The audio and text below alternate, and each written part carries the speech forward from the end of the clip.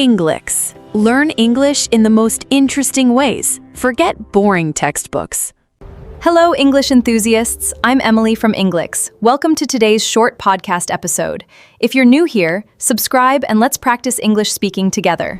What if the secret to mastering corporate English isn't, buried in some dense grammar textbook, but it's actually hiding in a crowded, screaming sports bar? Oh, that's quite an image. Right. But think about it. We usually approach learning a new language with this expectation of, surgical precision. You sit in a quiet room, a teacher points out the subject, the verb. The dangling participle. Exactly, the dangling participle. Yeah. And they point to the board, presenting this very rigid set of rules. We expect it to be this clean, categorized, and honestly, a very comforting process. Yeah, but that expectation just completely shatters the moment you step into the real world of conversation. Oh, absolutely. Especially when we're talking about fast-paced, high-stakes communication, suddenly that neat, visible system you learned on a chalkboard just dissolves. You find yourself navigating a linguistic landscape that is murky, unpredictable, and moving at breakneck speed. It is the absolute definition of conversational muddy waters, which brings us to our deep dive today. We have a source document that is completely upending how we think about mastering English, and it is called The Playbook for Football Commentary English. It's a fascinating read. It really is, and the mission of this document is wild. It argues that if you want a true shortcut to fluency, you have to throw out the dull textbooks and the rigid pedagogy. The actual secret to retaining a language lies in the adrenaline-fueled, emotionally charged, high-stakes language of sports commentary. Which is such a shift. The playbook is basically advocating for a radical departure from everything traditional language learning stands for.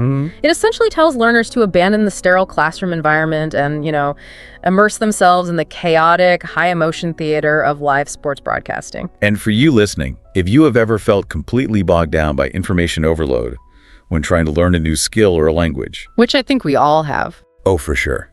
If you ever felt like you're just drowning in flashcards and endless verb conjugations, this practical, highly unconventional approach might be exactly the shortcut you need.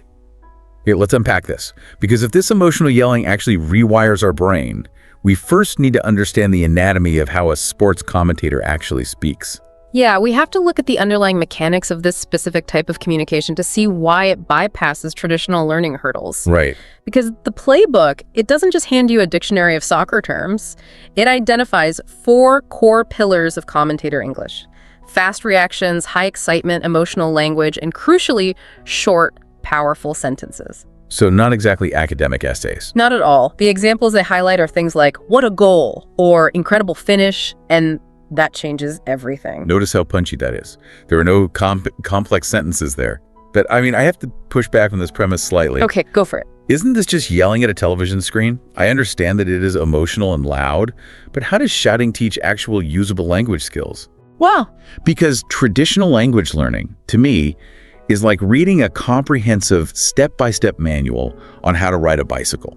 It teaches you the physics, the mechanics, the rules of the road. It builds the foundation. I see where you're going. Right. But commentator English feels like putting on a helmet and just rolling down a steep hill.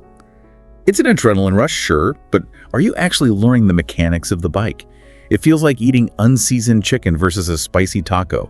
The taco wakes up the brain, but is it nutritious? That's a great analogy, actually. Let's follow that bicycle analogy because it reveals the exact flaw in the traditional method. Okay. Reading the manual gives you the mechanics, sure, but it doesn't teach your body how to balance. When you're sitting in a classroom trying to memorize a complex, multi-clause academic sentence, your cognitive load is completely maxed out. Because you're trying to do the math. Exactly. You are translating vocabulary, checking syntax, calculating tense, all in real time.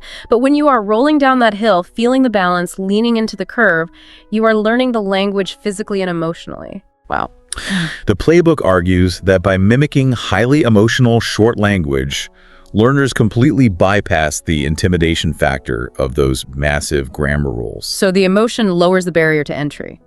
Instead of freezing up because you can't remember the past perfect tense of a verb, you just react. Exactly. You blurt out a short, powerful phrase because the excitement of the moment demands it.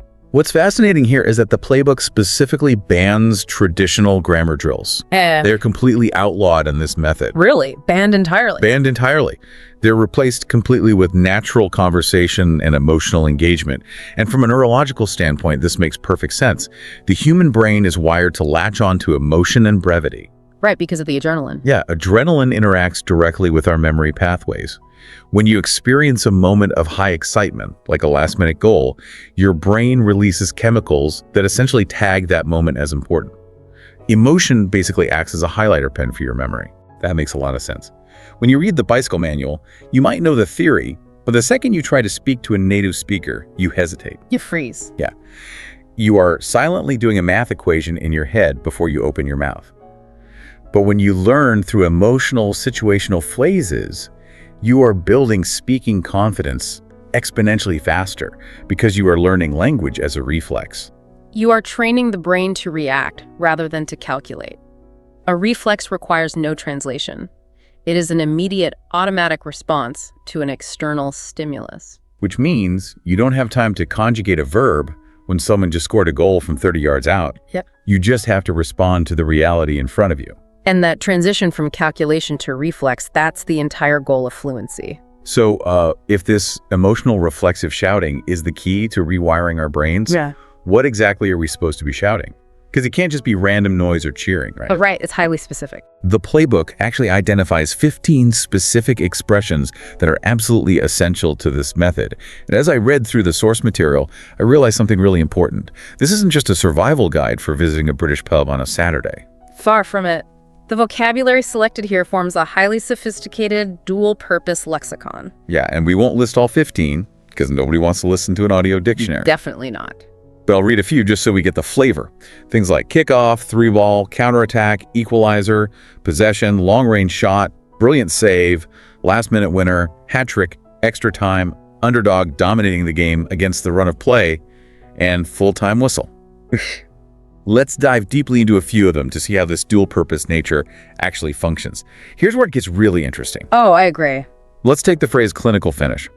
The playbook defines it in a football context as a very accurate and effective shot. Picture the scenario. A striker gets the ball inside the penalty box. There are defenders everywhere. The goalie is charging at them. The crowd is deafening. High stress. Insanely high stress. But the striker doesn't panic. They remain completely cold, calculated, and they precisely put the ball into the back of the net. Boom. Clinical finish. The genius of the playbook's approach is that it refuses to leave that phrase on the pitch. It immediately pairs the sports definition with an everyday English equivalent. Right? The source provides a very deliberate example. They use the phrase, "She gave a clinical presentation," which paints an entirely different picture but carries the exact same emotional weight. Imagine a boardroom. The stakes are high, maybe the company's losing money, the investors are skeptical, and the person presenting fields every aggressive question without breaking a sweat. They're totally unbothered. Yeah, she delivers the data perfectly. That is a clinical presentation. And if we connect this to the bigger picture, you realize that business English, and honestly just everyday conversational English, is utterly saturated with these sports metaphors. It really is. A clinical finish in a boardroom means executing a strategy flawlessly under immense pressure. By tying the corporate concept to the visceral emotional memory of the soccer striker, the learner absorbs the true weight and context of the phrase, not just its literal translation. And for you listening right now, think about how often you use these phrases in your professional life without ever consciously realizing they're repurposed sports commentary. I mean, you don't just start a new project on Monday morning, you kick off the initiative. Exactly. Or, when a competitor launches a surprise marketing campaign that threatens your market share, your executive team doesn't just respond, they have to launch a counterattack. Let's look at the phrase equalizer. In sports, it's the goal that ties the game. Your team was losing, morale was down, and suddenly, wham, the score is even, the playing field is level again. Translate that to a tense negotiation. You are losing ground. The other side has all the leverage, and then your team brings up a critical piece of data that completely neutralizes their advantage. You just found the equalizer. And the power dynamic of that entire negotiation shifts based on who controls the flow of information. Or, in the playbook's terms, whoever has possession. Possession, right. The playbook is essentially handing the learner a linguistic cheat code. By mastering these highly emotional, dynamic phrases, you aren't just learning how to chat with soccer fans, you're gaining a massive, immediate advantage in high-stakes professional settings. I want to focus on one phrase from the source that really highlights the sophistication of this method. It's the phrase, against the run of play. Oh, that is arguably the most complex concept in the entire playbook. In a football match, against the run of play describes a scenario where one team is being completely dominated. They barely have possession of the ball. They're constantly defending. They look exhausted, and everyone in the stadium assumes they are going to lose. It's just a matter of time. Right. And then suddenly, out of nowhere, they break away and score. The outcome goes against everything that was visibly happening in the game up to that point. And transferring that to a business context requires a really deep understanding of nuance. Imagine a startup that has been hemorrhaging money for 3 consecutive quarters. The industry press assumes they are failing. Everyone's writing them off. Exactly. Their competitors are already writing them off. And suddenly, they release a software update that goes wildly viral, completely capturing the market. They succeeded against the run of play. Wow. To express that concept using traditional academic English would require a very long, very clunky paragraph explaining market trends and defying expectations. But the playbook packs all of that sophisticated corporate narrative into 5 simple words. And because you learned the phrase while watching a thrilling, unexpected sports moment, the meaning sticks with you. It's anchored. Yeah, you felt the surprise of the underdog scoring. You didn't just memorize the definition from a sterile vocabulary list under the letter A. That emotional attachment is the entire engine of this learning method. You are binding complex, abstract corporate concepts to the visceral thrill of an adrenaline rush. The memory pathway is carved much deeper because the brain categorizes the information as an emotional event rather than a rote academic task. So we have this specific vocabulary, and we understand the brain chemistry of why emotion lowers our cognitive load. But how do we physically practice this without sounding like a lunatic shouting in our living rooms? Right, the practical application. Because the playbook doesn't just leave you with a list of cool phrases and wave goodbye. It prescribes a very specific active methodology for practice. Passive listening is explicitly not enough. The method requires physical, vocal participation to seal the knowledge. The source outlines 2 core practical exercises, and the first one is just brilliant. It's called the Mini Commentary Challenge. The playbook asks the learner to imagine a dramatic World Cup moment. The stakes are as high as they can possibly be, millions of people are watching, and you have to describe this imaginary match out loud for 60 to 90 seconds. That sounds intense. Right. The goal is to weave in as many of those new expressions, like counterattack, equalizer, and clinical finish, as you can, maintaining high energy the entire time. This exercise deliberately forces the learner to synthesize the vocabulary in real time. It simulates the pressure and the pacing of an actual fluid conversation, demanding that you recall the words quickly and under artificial stress. And the best part is, you can apply this mini commentary method to absolutely anything to practice. It doesn't have to be sports. Oh, definitely not. Imagine applying this to your morning commute to practice your English. You are standing in a coffee shop and someone drops their keys. You just start narrating the scene in your head or out loud if you're feeling brave. I'd probably keep it in my head. Yeah, fair enough. But you think, he's running late for the bus, it's a long-range shot to make it on time. He checks his pockets, disaster. But wait, a brilliant save by the barista who spots the forgotten wallet and slides it across the counter. An absolute last-minute winner. I love that. It transforms language learning from a tedious chore into this hilarious, memorable game you play with the world around you. This raises an important question, though. Why does the playbook insist so heavily on speaking these scenarios out loud rather than just writing them down or reading them silently? That's a good point. Because we have a tendency to treat language learning as a purely mental exercise. We think of it as a function of memory and intelligence. But speaking a new language is a profoundly physical act. Physical in the sense of actual muscle memory, like learning to play a chord on a guitar. Precisely like that. Your mouth, your tongue, your vocal cords, your diaphragm, they are all physically accustomed to the specific gymnastics and rhythms of your native language. When you attempt to speak a new language, you literally have to train the physical muscles of your speech to form new shapes, hit new consonants, and adopt entirely new cadences. Which brings us to the second technique the playbook details, called shadowing. The source instructs learners to take phrases from actual commentary, like, "they're dominating the game," and repeat them aloud matching the exact volume, speed, and intonation of the professional commentator. Shadowing tackles that physical hurdle directly. By listening to the commentator's cadence and mimicking it instantly and loudly, you are forcing your vocal muscles into the rhythm of the new language. You're doing the reps. Exactly. You aren't just memorizing a dictionary. You are building the athletic capability to sound natural. And beyond the physical muscles, you're also tackling the psychological barrier. The playbook emphasizes that the ultimate goal of all of this is confidence. When you shadow a professional sports commentator, you are essentially borrowing their confidence. You really are. You're adopting their authority, their projection, and their unwavering certainty. And over time, through repetition, that borrowed confidence internalizes. It becomes your actual confidence. You stop translating the words in your head and you simply start speaking. You completely bypass the inner critic. We all have that voice in our head when we are learning a language that stops us mid-sentence to say, wait, was it the right preposition? Or, did I just use the wrong tense? Yes. That inner critic is incredibly loud when you are trying to be perfectly precise. But when you are enthusiastically shouting, what a goal! There is absolutely no room for the inner critic to operate. You are fully present in the moment. You have removed the filter of perfectionism. The playbook proves that fluency isn't born from getting every grammar rule correct. It is born from the momentum of the conversation and the willingness to engage emotionally. As we wrap up this journey through the playbook for football commentary English, let's pull all these threads together.